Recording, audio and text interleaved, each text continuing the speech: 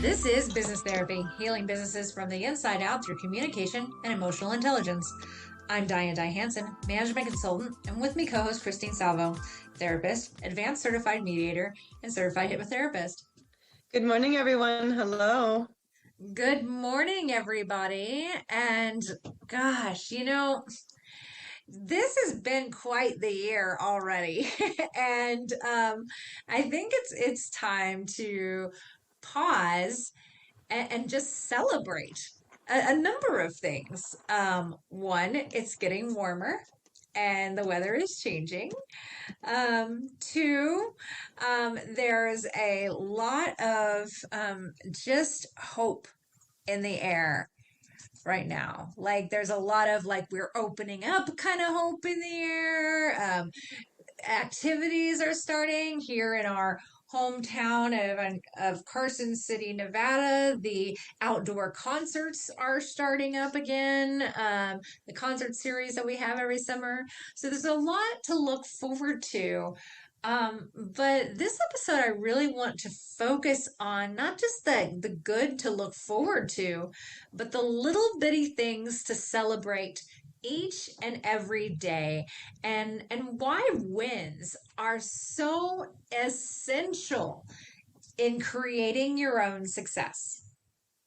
Absolutely. So, one of the reasons I think it's important that we talk about this today is when we're talking about business, we're talking about therapy, we're talking about how to make the world a better place, all those kinds of things. We cannot forget that if we don't stop, smell the roses, enjoy the ride, what's it worth, anyways? Exactly. And there's also another benefit to it is the enjoyment element, as you said, but there is also a momentum element to it. So creating momentum is about a few different things. One, it's about consistency of action. So continuing to take action. But while you're consistently taking action, that can get frustrating if you're not really focusing on how your actions are producing wins. We are so much more likely to notice when things are off or going wrong than we are to notice when things are winning and things are going right and things are celebratable. However, what you focus on increases. Christine, do you remember those road games like Slug Bug or I Spy with My Little Eye? Oh, I love them. I still play them on a regular basis.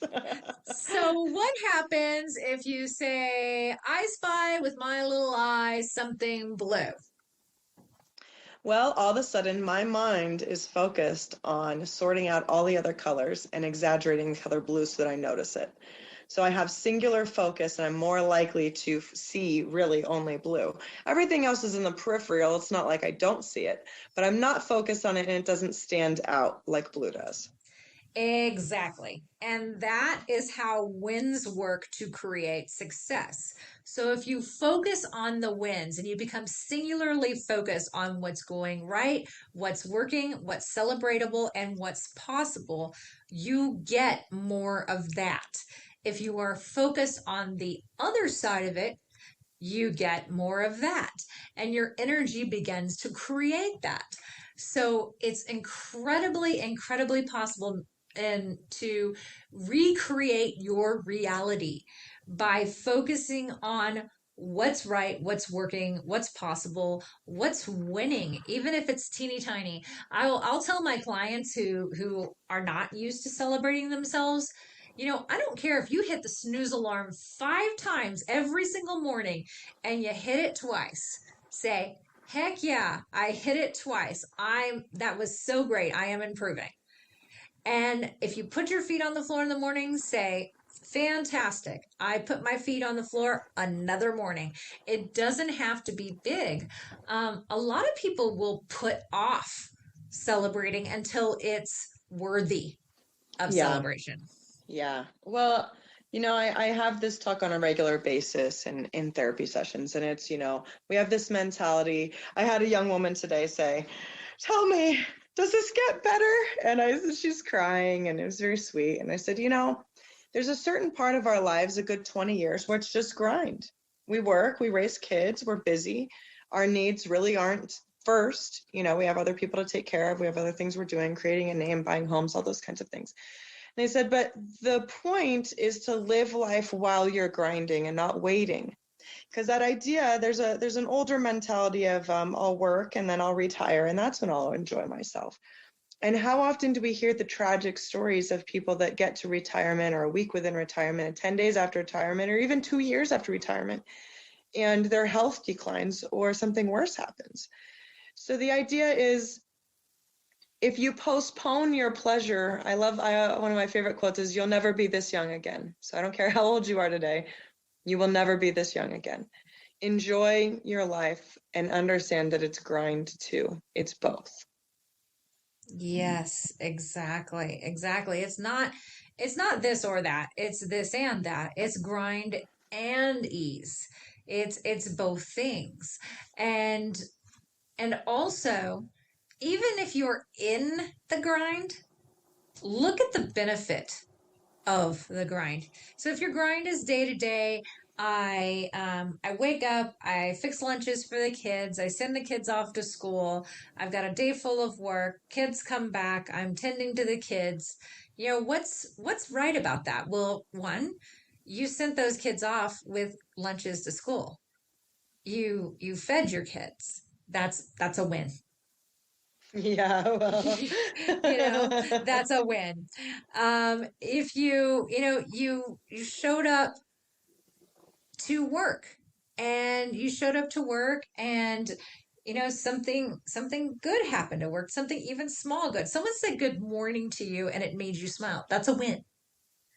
And the more we focus and then take action, and that's another big piece of it, is we take action on those positive things that we see, those flow things that we see, those momentum things that we see, without second guessing ourselves or thinking about how it could go wrong.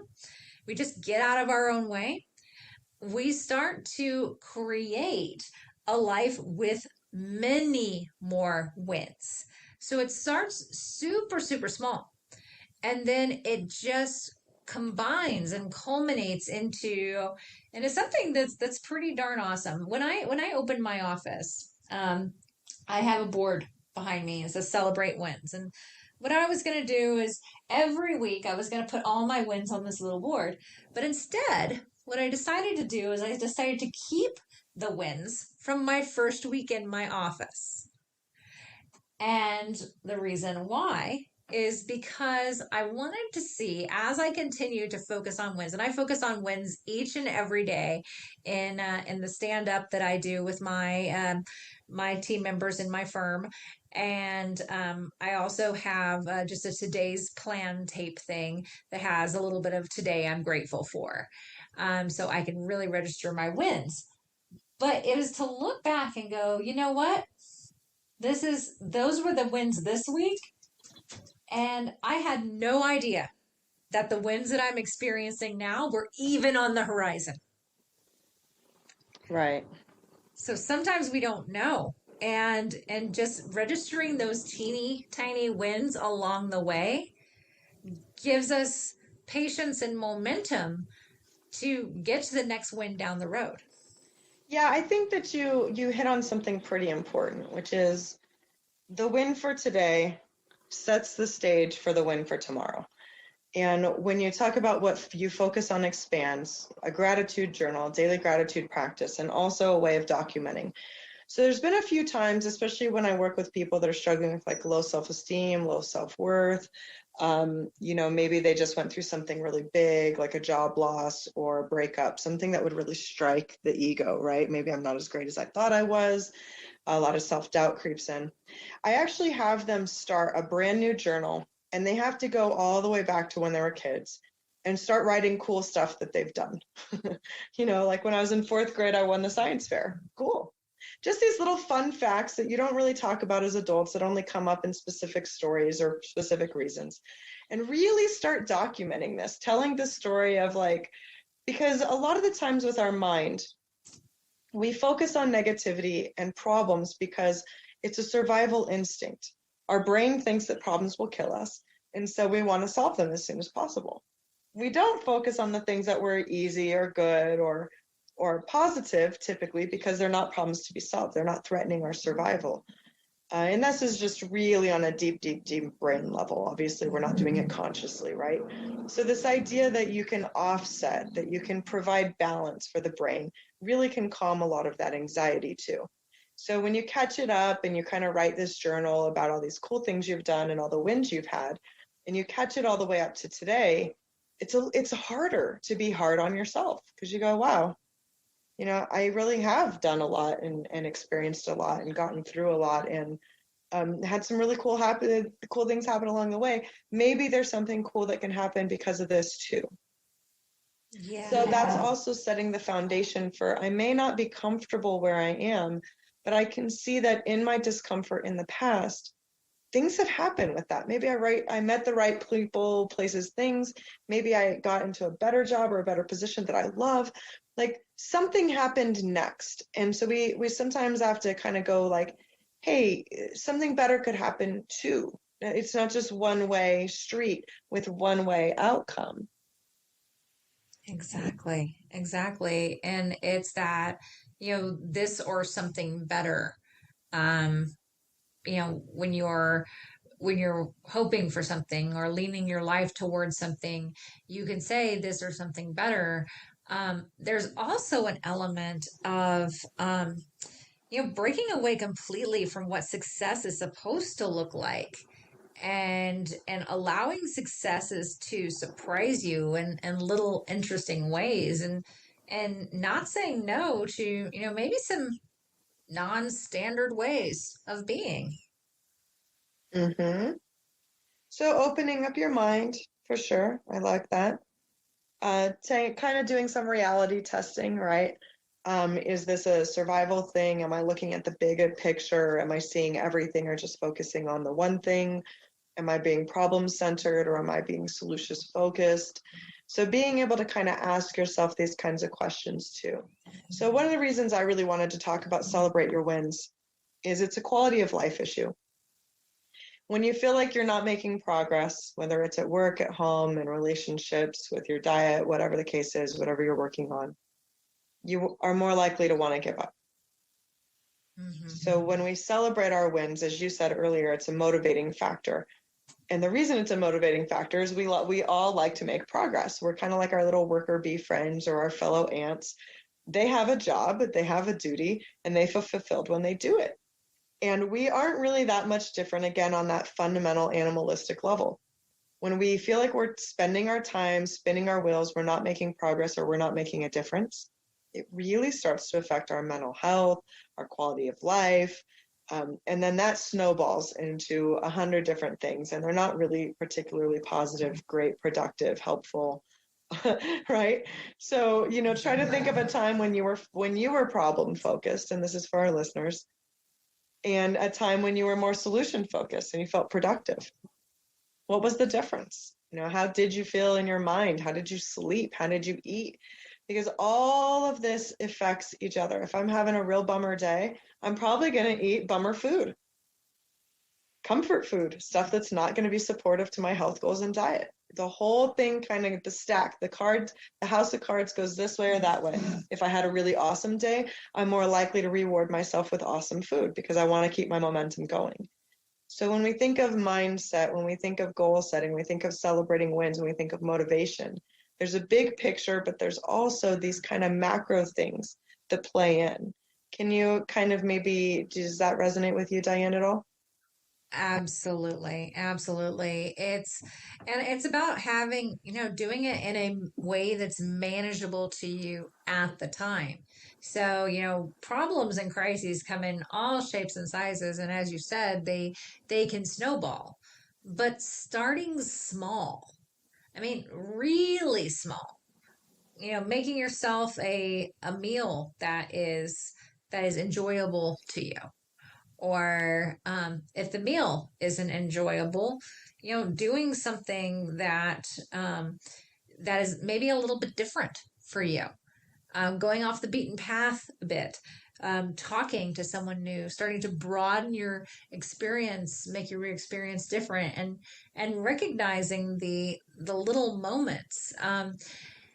I think one of the things that mindset wise is just a killer are the sweeping statements of nobody will do this, or every time I do this, this happens, or I've tried everything.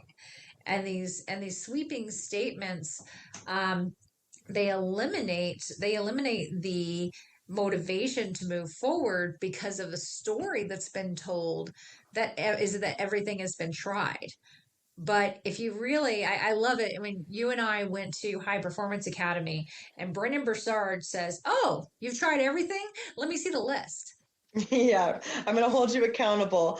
And not only do I want to see the list, but I want to know why it failed and how many times you tried it. And I love that you brought that up because I will often go on tangents with people and go, "Well, when you were a baby and you were learning to walk, did you try once, fall, and never do it again?" And they're like, "No." And I go, "When a baby falls after it's trying to learn to walk, do you go, 'Stupid baby,' and try to encourage it not to walk anymore?" And everyone goes, "Of course not." And I go, "Yet, as adults, when you try something new, the expectation is you get it the first time and perfectly, or you don't try again. It's ridiculous. It's completely Yeah. silly." Yeah, I have a version of the baby story as well. And it's like, if it's really a blessing, human development and how we develop, because when we're babies, we don't have comparison syndrome. We don't have imposter syndrome. We don't have all of these things that get us in our heads. So could you imagine if you were a baby and you're looking around and you're saying, okay, I'm gonna walk today. I'm definitely gonna walk today. And I get up and I start walking and I fall down, and you look around at all the other babies who are walking, and they're like, you know what? I should be able to walk. No, I should be able. I'm just a terrible baby. I'm a terrible baby because I can't walk. And then you say, you know what? Because as an adult we can do this. I think I'm just gonna give up on this whole walking thing. And I'm going to look for evidence of adults that are still crawling because I'm sure they're out there. And I'm just going to be one of those adults that crawl because I'm tired of disappointment, so I'm just going to stop now. Isn't it amazing that we were not given that cognitive ability to compare or to quit on our basic, methods of moving forward until we're probably about two. Yeah. And then somewhere we are socialized to compare. And we're socialized for my toy. My toy's better than your toy. And we're socialized for, well, I didn't color between the lines right, so I'm just going to stop coloring. Yeah. So it happens fast, but isn't it a blessing that it doesn't happen when we're babies? Right. That would be I'm pretty. just going to forget about this whole talking thing too. I think talking is, Yeah. just really, I know the people around me are speaking English, but I was watching SpongeBob SquarePants and they were speaking French, and I think instead I'm going to halt on this French thing, this English thing, and speak French. No, we don't have the ability to do that as babies. We develop we develop the ability to walk. We develop the ability to talk. We develop the ability to do all sorts of things without judgment when we're babies. Yeah. So sometimes, and also when we're babies, we have nothing to lose.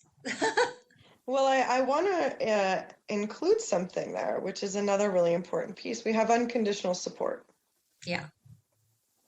There isn't one parent, grandparent, caretaker, babysitter that says, "That's enough trying to walk for today." They set you up and they go to the other side or swim or whatever the case is and go, "Walk to me, walk to me." And we push. We actually push. We say, "Yep, you fell. Cry it out. Do what you got to do and get back up." Because we know you're close and we see you can do it and we just want you to see you can do it too. So much of our mentality is bringing those very fundamental things, like you said, being able to fail, being able to dust yourself off, learning new skills, knowing you're not going to do it perfectly. You're going to say the word wrong. You're going to say it weird. You're going to walk 2 steps and fall.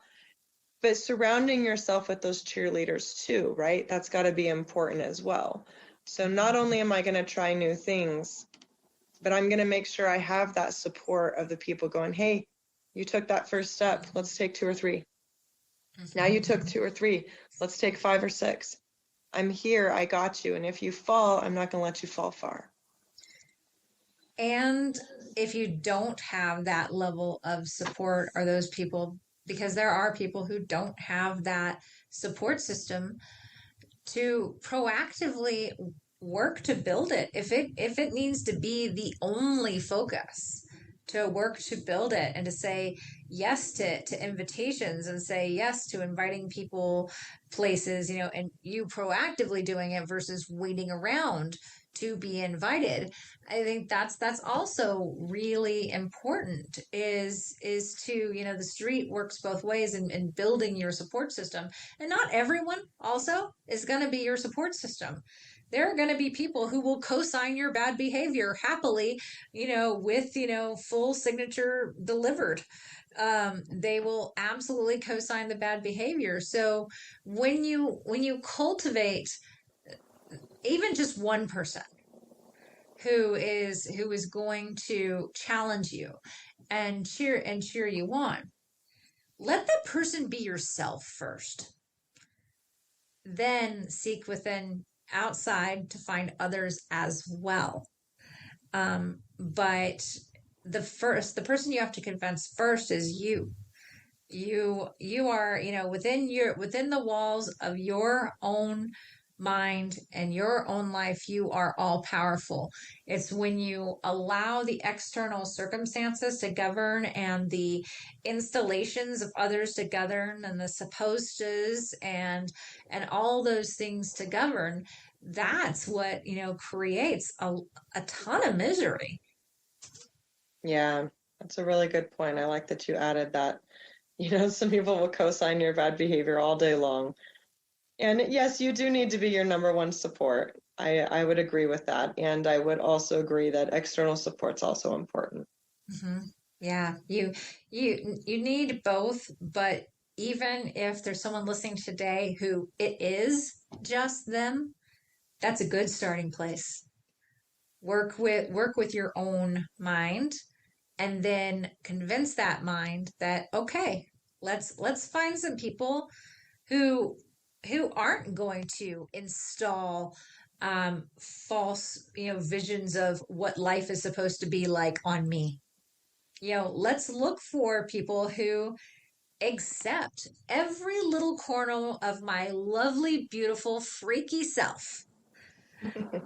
We are all so unique, and also we are all so the same. So, the self-doubt, the installations of you need to be this way or that way to be successful in life. I battle with this a lot. I battle with this a whole lot as somebody who you know does not have a lot of the traditional trappings of the life. When people talk about raising kids, I'm like, okay, well, I've had some boyfriends who've had kids, but I really have not raised kids. I don't have, that is not in my experience. So there's a lot of women that I have a hard time connecting with if that's their, primary driver of their friendships are their kids. Um, and the same thing goes for maybe just some traditional value sets or things like that. There becomes a rift. So it's not about, looking at society and going, okay, society says I'm successful if I check box A, check box B, check box C, check box D, and I have to be thin too, and beautiful and friendly and smiling all the time and all of this stuff. It really is, write your own check boxes. What's your personal, look like? Like, what are some of the things? There's absolutely nothing wrong with doing you. You get one life. And not celebrating those wins and looking at what's wrong and buying into other people's installations and blueprints, that can mess up a perfectly good life quickly. So getting back to the wins, that was celebrate you. Do your best. Don't forget to notice the good things that are happening around in your life, in your family, in your body, your home, in your work, in your bank account, whatever the case is. Celebrate them. That is the joy that you get along the way. It will keep you motivated, will help keep you focused, will basically make you happier. Mm-hmm. So the challenge to the listeners from me is, if you feel called and compelled, to get yourself a wins journal and write in it as often as possible. Daily would be best, but I understand not everybody has that kind of time. So even if it was weekly, at the end of the week, write down the wins. I tried a recipe I've never tried before and I nailed it. Or I made a dinner for friends and they all loved it. Or I tried something new I've never tried and I fell on my face, but I did it anyway. So wins are how we describe them and how we define them. It doesn't always have to be a positive outcome. Trying something new and failing is also a win because you tried something new. You took the risk. You got out of that comfort zone. Celebrate your wins, write them down. And when you're having a crummy, bumpy, fearful, kind of off day, pull out that journal and read it. Page 1 all the way. It will help you reset. It'll help you at least get back to neutral. Absolutely. And it doesn't have to be a novel. It can literally be one sentence. One thing that I do for some clients is I will tell them, you know, your level of competence is so clear. And all you need to do is just note when it becomes clear, either someone mentions to you, you have some sort of win, or you can see how you rocked something. And just one line. Just give it one line, just enough to respark that emotion from that moment. So it doesn't have to be a big emotional outlet because a lot of journaling is, but it can just be one, two, three, four, and just very, very quickly list them out. And sometimes quickly, sometimes slowly. Sometimes the wins, your biggest win is you woke up one more day. Still a win. And it's a big one if you're suffering. So, what are your wins every single day? Bring them to consciousness and you'll create more. Another challenge I have for the listeners is don't live your life by the mountaintop.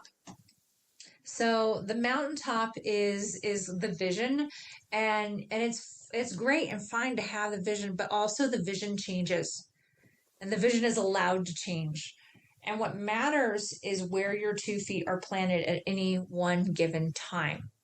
So pay attention to those incremental moments that are in the direction of your vision, but you don't have to be at your vision to celebrate what you're doing to move toward it.